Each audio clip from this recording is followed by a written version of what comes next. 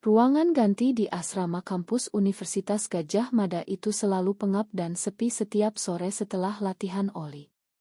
Aku, Rina, sedang memeluk Maya erat-erat, tubuh kami saling menempel dalam pelukan yang penuh kelegaan setelah hari yang melelahkan, napas kami bercampur dalam keheningan yang hanya kami berdua pahami. Tiba-tiba pintu kayu itu terbuka dengan suara berderit keras, dan Sinta, teman sekamarku, berdiri membeku di ambang pintu dengan mata terbelalak lebar seolah melihat hantu. Waktu seakan berhenti, tatapan kami bertemu, dan aku langsung tahu bahwa rahasia yang aku jaga selama 3 tahun ini telah hancur dalam 1 detik saja. Maya melepaskan pelukanku dengan cepat, wajahnya memucat, sementara aku merasa jantungku seperti mau copot. Sinta mundur selangkah, tangannya menutup mulut, suaranya gemetar saat berbisik, "Rina, apa yang kamu lakukan dengan dia?" Aku tidak bisa berkata-kata, lidahku keluh. Maya menatapku dengan mata penuh kepanikan, lalu cepat-cepat merapikan baju olahraganya dan berlari keluar tanpa sepatah kata. Sinta masih berdiri di situ, napasnya tersengal, matanya tidak lepas dari wajahku. Malam itu di kamar asrama yang sempit, suasana terasa lebih dingin dari biasanya. Sinta duduk di tepi tempat tidurnya, tangannya memegang tasbih yang selalu dia bawa kemana-mana. Aku duduk di lantai, lututku ditekuk ke dada, mencoba mencari kata-kata yang tidak ada. "Kamu tahu ini salah, Rina," katanya pelan tapi tegas, suaranya penuh keyakinan yang aku iri. "Agama kita melarangnya. Al-Quran sudah jelas tentang kaum Nabi Lut. Ini dosa besar." Aku menggeleng pelan, air mata mulai mengalir tanpa bisa kutahan. Aku lahir dan besar di desa kecil dekat Solo, Jawa Tengah. Ayahku seorang imam masjid yang disegani, ibuku guru ngaji di madrasah. Setiap hari sejak kecil aku diajari sholat 5 waktu, puasa, dan nilai-nilai keluarga yang suci. Tapi sejak SMA aku merasa ada yang berbeda. Cowok-cowok yang mendekat tidak pernah membuat hatiku berdegup seperti saat aku pertama kali bertemu Maya di perpustakaan kampus tahun lalu. Maya, gadis manis dari Semarang, dengan senyumnya yang lembut dan cara bicaranya yang tenang, membuat dunia yang selama ini aku tekan menjadi terang. Kami mulai bertemu diam-diam, berpegangan tangan di belakang gedung kuliah, berbagi cerita di taman malam hari. Cinta kami murni, tanpa paksaan, tapi aku tahu masyarakat tidak akan pernah menerimanya. Sinta, yang taat beribadah dan berasal dari keluarga kiai di Yogyakarta, selalu jadi teladan di asrama. Dia tidak pernah melewatkan sholat subuh, bahkan sering mengajakku ikut pengajian. Sekarang dia menatapku seperti aku adalah orang asing. "Aku tidak bisa pura-pura tidak tahu, Rina," lanjutnya. "Ini bukan hanya tentang kamu. Ini tentang imanmu, tentang keluargamu di desa. Kalau mereka tahu, bagaimana?" Aku diam saja, memeluk lutut lebih herat. Maya meneleponku lewat WhatsApp malam itu, suaranya bergetar. "Rina, apa yang terjadi? Apakah Sinta akan bilang ke orang lain?" Aku tidak tahu harus jawab apa. Hari-hari berikutnya berlalu dalam ketegangan yang tak terucap. Sinta mulai menghindariku di kamar, dia lebih sering pergi ke masjid kampus, dan setiap kali kami bertemu mata, aku melihat campuran antara kasihan dan kekecewaan. Aku mencoba berdoa lebih rajin, berlutut di sajadah setiap malam, memohon petunjuk dari Allah. Tapi setiap kali aku mengingat pelukan Maya, hatiku justru tenang, seperti ada cahaya kecil yang tidak mau padam. Apakah ini ujian, atau memang aku diciptakan berbeda? Kuliah tetap berjalan, tapi pikiranku selalu kemana-mana. Teman-teman lain di asrama mulai bertanya kenapa aku dan Sinta jarang ngobrol lagi. Aku hanya tersenyum tipis, bilang capek saja. Di dalam hati, aku tahu badai baru saja dimulai. Maya dan aku bertemu di kai kecil dekat kampus akhir pekan itu, kami duduk di pojok paling belakang agar tidak terlihat. Kita harus hati-hati sekarang, kataku sambil memegang tangannya di bawah meja. Maya mengangguk, tapi matanya sedih. Aku takut, Rina. Kalau rahasia ini bocor, keluargaku di Semarang juga akan marah besar. Mereka sangat tradisional. Kami berpelukan sebentar di belakang Kai sebelum pulang, tapi pelukan itu terasa berbeda, lebih rapuh. Malam harinya, Sinta tiba-tiba bicara lagi setelah berhari-hari diam. Aku sudah berpikir panjang, Rina. Besok ada pengajian khusus untuk mahasiswi di masjid kampus. Ikutlah.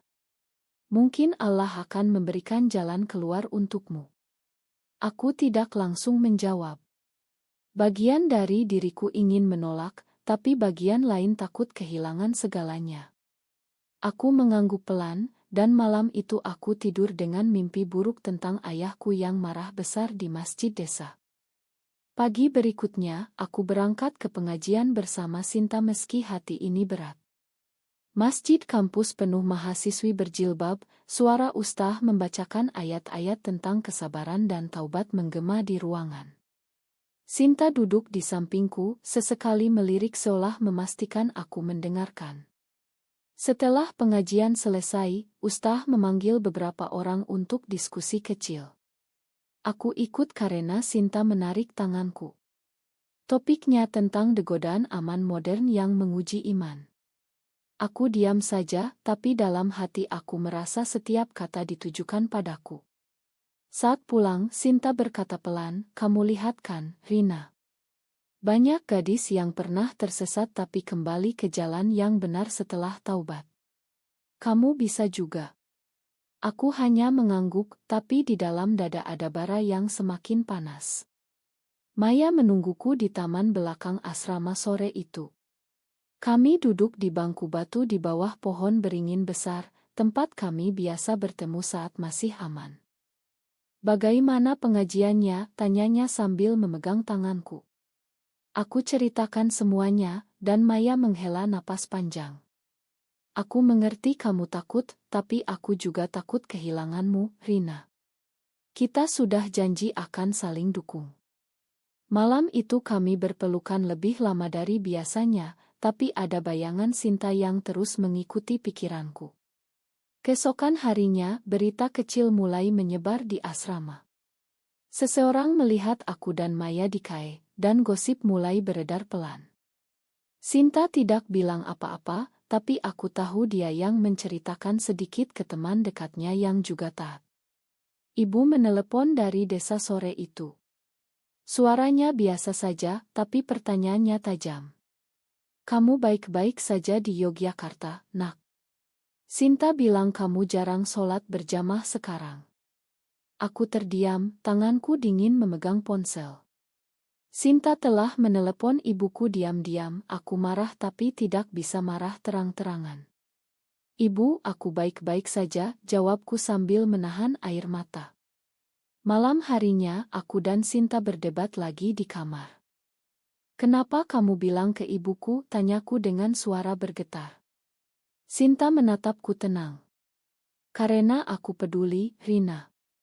Keluargamu berhak tahu kalau kamu sedang tersesat. Ini untuk kebaikanmu." Aku menangis terseduh, tapi Sinta tetap teguh. "Cinta seperti ini tidak akan membawamu ke surga. Kamu harus pilih, Rina. Aku atau Maya." Kata-kata itu seperti pisau. Aku tidak tidur malam itu, duduk di sajadah berjam-jam, memohon petunjuk. Maya menelepon lagi, suaranya lemah. Aku dengar gosip di kampus mulai menyebar. Kita harus lebih hati-hati. Tapi semakin hati-hati, semakin aku merasa tertekan. Di kelas, teman-teman mulai melirik aneh. Aku berusaha fokus kuliah, tapi nilai mulai turun. Ayah menelepon akhir pekan itu, suaranya berat. "Rina, ibu cerita ada yang tidak beres. Pulanglah akhir bulan ini. Kita bicara baik-baik." Aku tahu ini awal dari akhir. Maya dan aku bertemu di kamar kosong milik temannya di luar kampus. Kami duduk berhadapan, tangan saling genggam. Kalau aku pulang, mungkin aku harus menjauh dulu, kataku pelan. Maya menangis. Apakah kamu menyesal mencintaiku? Pertanyaan itu menghantamku. Aku menggeleng keras. Tidak pernah. Tapi aku takut kehilangan keluarga. Kami berpelukan lama, air mata bercampur. Sinta menungguku di kamar saat aku pulang malam itu. Ayahmu meneleponku tadi, katanya. Dia minta aku jaga kamu. Aku tidak menjawab, hanya berbaring dan menatap langit-langit. Konflik dalam hatiku semakin dalam. Bagian diriku yang taat ingin taubat, tapi bagian yang mencintai Maya tidak mau menyerah. Hari-hari berikutnya penuh ketegangan kecil. Sinta mengajakku ikut kajian online setiap malam, membacakan ayat tentang pernikahan dan keluarga. Aku mendengarkan, tapi semakin aku mendengar, semakin aku bertanya-tanya, apakah Tuhan benar-benar membenci cinta yang membuatku merasa hidup? Maya mulai merasa aku menjauh. Kamu berubah, Rina, katanya suatu sore di telepon. Aku tidak bisa membantah. Tekanan dari Sinta, dari keluarga, dan dari diriku sendiri mulai menumpuk. Akhir bulan tiba lebih cepat dari yang aku bayangkan. Aku naik kereta pulang ke Solo, hati berat seperti membawa beban batu. Di stasiun, ibu sudah menunggu dengan senyum yang dipaksakan. Perjalanan ke desa terasa panjang, kami hampir tidak bicara. Di rumah, ayah duduk di ruang tamu dengan Al-Quran di tangan. Duduklah, Rina, katanya pelan tapi tegas. Sinta telah menceritakan semuanya lewat telepon panjang. Ayah tidak marah teriak, tapi matanya penuh kecuan yang lebih menyakitkan. Kamu tahu apa yang kamu lakukan itu melanggar ajaran Islam. Keluarga ini tidak pernah ada yang seperti itu. Ibu menangis di sampingnya. Kami mendidikmu dengan benar, nak. Kenapa kamu pilih jalan yang salah? Aku mencoba menjelaskan bahwa ini bukan pilihan, bahwa aku lahir begini, tapi kata-kata mereka lebih kuat. Ayah membacakan ayat-ayat tentang dosa besar, tentang bagaimana masyarakat desa akan memandang rendah kalau tahu. Malam itu aku tidur di kamar lama, air mata basahi bantal. Maya menelepon diam-diam, bagaimana di sana, tanyanya khawatir. Aku cerita sedikit, dan dia bilang, aku tunggu kamu kembali, Rina. Jangan menyerah. Tapi di desa, gosip kecil mulai beredar karena Sinta juga menelepon teman-teman di masjid desa. Tetangga mulai melirik aneh saat aku lewat.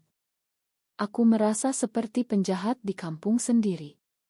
Kembali ke Yogyakarta setelah seminggu, suasana asrama lebih dingin. Sinta menyambutku dengan pelukan, tapi aku tahu itu pelukan penyelamatan. Alhamdulillah kamu pulang dengan selamat, katanya. Sekarang kita fokus taubat ya. Maya menungguku di tempat biasa. Kami bertemu, tapi kali ini ada jarak. Keluargamu marah besar, tanyanya. Aku mengangguk. Kami berdebat pelan tentang masa depan. Maya ingin kami tetap bersama meski sembunyi, aku takut semakin dalam akan semakin sakit. Di kampus, dosen mulai memanggilku karena nilai turun. Teman-teman satu jurusan bertanya kenapa aku sering melamun. Aku hanya bilang masalah keluarga. Sinta semakin aktif mengajakku ke kegiatan keagamaan. Suatu malam, dia membawa ustaz muda dari masjid kampus ke kamar kami untuk bimbingan. Ustaz itu bicara lembut tentang ujian iman dan bagaimana setan menggoda lewat cinta yang salah. Aku mendengarkan, tapi di dalam hati ada perlawanan yang semakin kuat. Maya mulai merasa aku berubah. Kamu sekarang lebih dekat dengan Sinta daripada denganku, katanya suatu sore di taman. Air matanya jatuh. Aku memeluknya, tapi pelukan itu terasa bersalah. Tekanan semakin bertambah saat ibu menelepon lagi. Ayah bilang kalau kamu tidak berubah, kami tidak bisa menganggapmu anak lagi. Kata-kata itu seperti petir. Aku duduk di lantai kamar, menangis sendirian. Sinta masuk, duduk di sampingku. Lihat kan, Rina. Ini akibatnya. Tapi masih ada waktu untuk bertobat. Kami berdebat lagi, kali ini lebih panas. Aku bilang bahwa cinta tidak bisa dipaksakan hilang, Sinta bilang iman harus di atas segalanya. Tidak ada yang menang. Malam itu aku bermimpi ayah mengusirku dari rumah, dan Maya berdiri jauh menangis. Pagi harinya, aku memutuskan untuk bertemu Maya di luar kota, di pantai Parangtritis yang sepi. Kami berjalan di tepi pantai, angin laut meniup rambut kami. Aku tidak mau kehilanganmu, kataku. Maya memelukku erat. Kalau begitu kita lawan bersama. Tapi saat kembali ke asrama, Sinta sudah tahu aku pergi. Kamu masih bertemu dia, tanyanya kecewa. Konflik semakin dalam. Aku mulai merasa terjebak antara dua dunia yang tidak bisa berdamai. Konflik mulai memuncak saat rumor di kampus tidak bisa dibendung lagi. Beberapa teman Maya di jurusan seni mulai bertanya langsung padanya. Maya menyangkal, tapi matanya tidak bisa bohong. Aku merasa bersalah karena telah menyeretnya ke dalam masalah ini.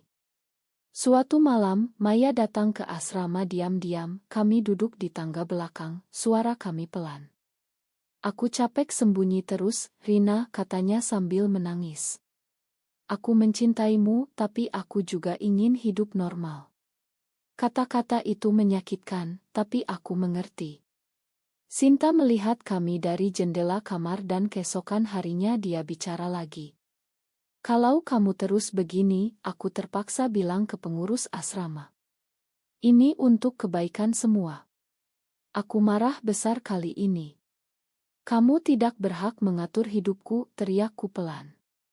Kami berdebat hebat, suara hampir naik. Sinta bilang dia melakukannya karena kasih sayang sebagai saudara seiman.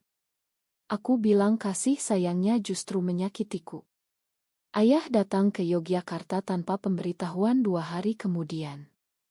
Dia duduk di lobi asrama, wajahnya lelah. Kita pulang sekarang, katanya singkat. Aku menolak. Untuk pertama kalinya aku berani melawan ayah. Aku tidak mau pulang, ayah.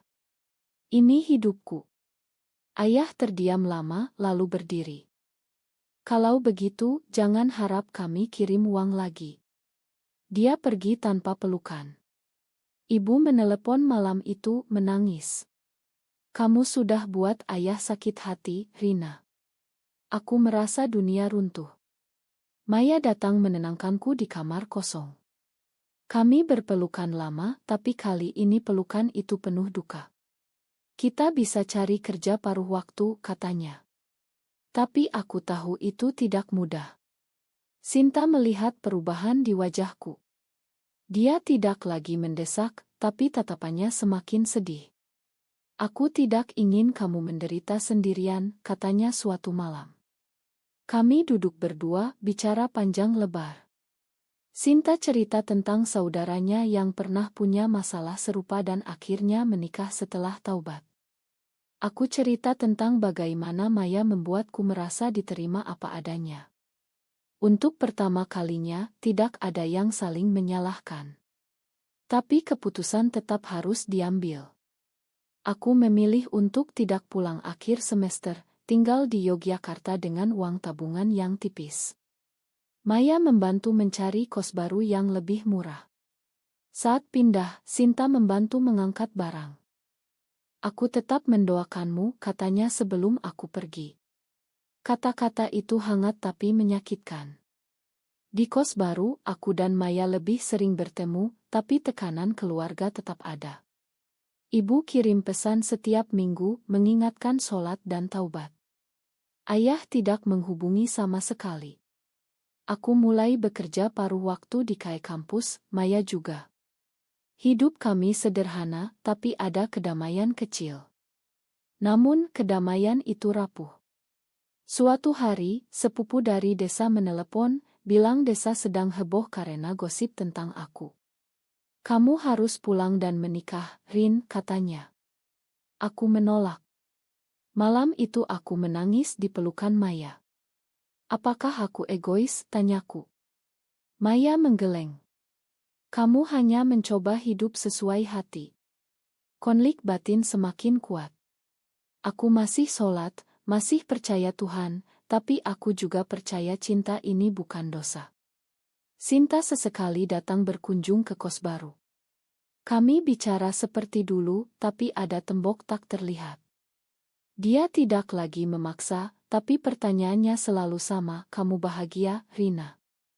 Tahun kedua kuliah hampir selesai, dan tekanan semakin berat. Keluarga Maya juga mulai curiga.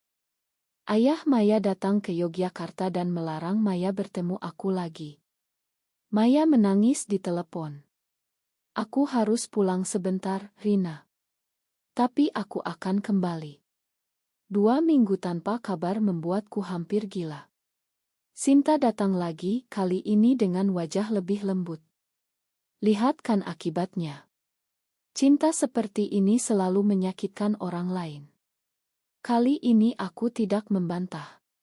Aku hanya diam saat Maya akhirnya kembali, dia berubah. Aku tidak bisa lagi, Rina, katanya sambil menangis.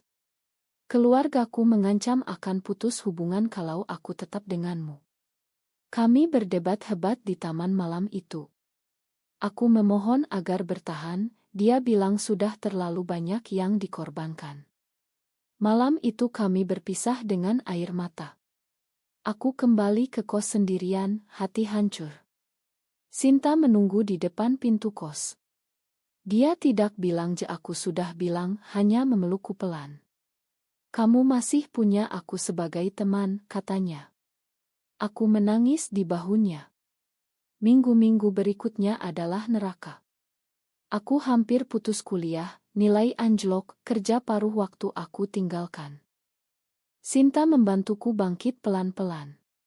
Kami sholat bersama lagi, bicara panjang tentang hidup. Untuk pertama kalinya aku merasa Sinta benar-benar memahami, bukan hanya menghakimi. Ayah menelepon suatu malam. Suaranya lebih lembut. Pulanglah, nak. Kami makan. Aku pulang lagi ke desa. Di sana keluarga menyambut dengan tangan terbuka, tapi aku tahu ada syarat tak terucap, lupakan Maya.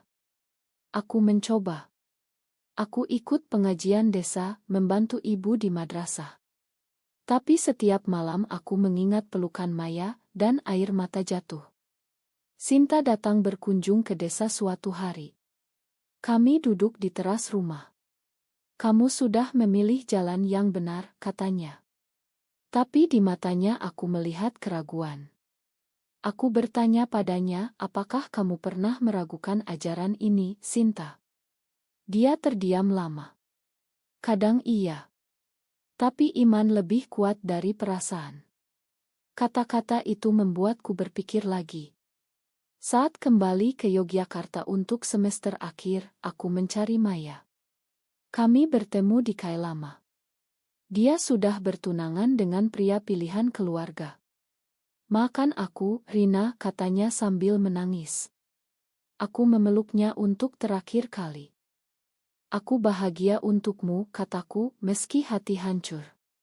Pulang ke kos, aku duduk sendirian. Sinta menelepon. Kamu baik-baik saja? Aku cerita semuanya. Dia datang malam itu, duduk di sampingku. Kamu sudah berani ambil keputusan, Rina. Itu langkah besar. Kami tidak bicara banyak, hanya diam bersama. Aku mulai menerima bahwa kebahagiaan kadang datang dengan kehilangan. Semester akhir kuliah berlalu seperti angin. Aku lulus dengan nilai pas-pasan, tapi aku lulus. Keluarga datang ke wisuda, ayah memelukku untuk pertama kalinya setelah bertahun-tahun. Kami bangga, katanya pelan. Tapi aku tahu kebanggaan itu dibangun di atas pengorbanan. Maya sudah menikah bulan lalu. Aku melihat Otto di media sosial. Dia tersenyum, tapi matanya sedih. Aku tidak menghubunginya lagi. Sinta lulus juga, kami berpelukan di panggung wisuda. Terima kasih sudah menjagaku, kataku. Dia tersenyum. Kamu yang menjaga dirimu sendiri sekarang. Aku pindah ke Jakarta untuk kerja di perusahaan kecil. Hidup baru dimulai. Aku masih sholat 5 waktu, masih percaya Tuhan, tapi aku juga menerima diri sendiri. Kadang aku bertemu Sinta saat pulang kampung. Kami bicara seperti sahabat biasa, tanpa lagi ada perdebatan panas. Suatu malam di teras rumah desa, Sinta bertanya, apakah kamu menyesal? Aku menggeleng. Tidak. Aku hanya belajar bahwa setiap pilihan ada harganya. Aku kehilangan Maya, hampir kehilangan keluarga, tapi aku menemukan kedamaian dalam tanggung jawab atas hidupku sendiri. Keluarga perlahan menerima bahwa aku tidak menikah seperti saudara-saudaraku. Ibu masih berdoa untukku setiap malam, ayah masih diam-diam khawatir. Tapi mereka tidak lagi memaksa. Aku belajar bahwa cinta dan iman bisa hidup berdampingan, meski tidak sempurna. Di Jakarta, aku punya teman baru, pekerjaan yang stabil, dan kedamaian yang dulu kurang. Kadang aku tersenyum mengingat ruangan ganti itu, tatapan Sinta yang menghancurkan segalanya tapi juga membuka mata. Aku tidak lagi sembunyi, tapi juga tidak lagi memaksa dunia menerima. Aku hanya hidup. Suatu hari, Sinta mengirim pesan, aku bangga padamu, Rina. Kamu kuat. Aku balas dengan senyum. Perjalanan ini tidak berakhir dengan kemenangan besar, tapi dengan penerimaan yang tenang. Aku kehilangan banyak, tapi aku bertanggung jawab atas semuanya. Dan itu cukup. Apakah mencintai sesama jenis adalah dosa yang harus ditebus, atau justru ujian Tuhan untuk belajar menerima diri dan bertanggung jawab atas pilihan hidup?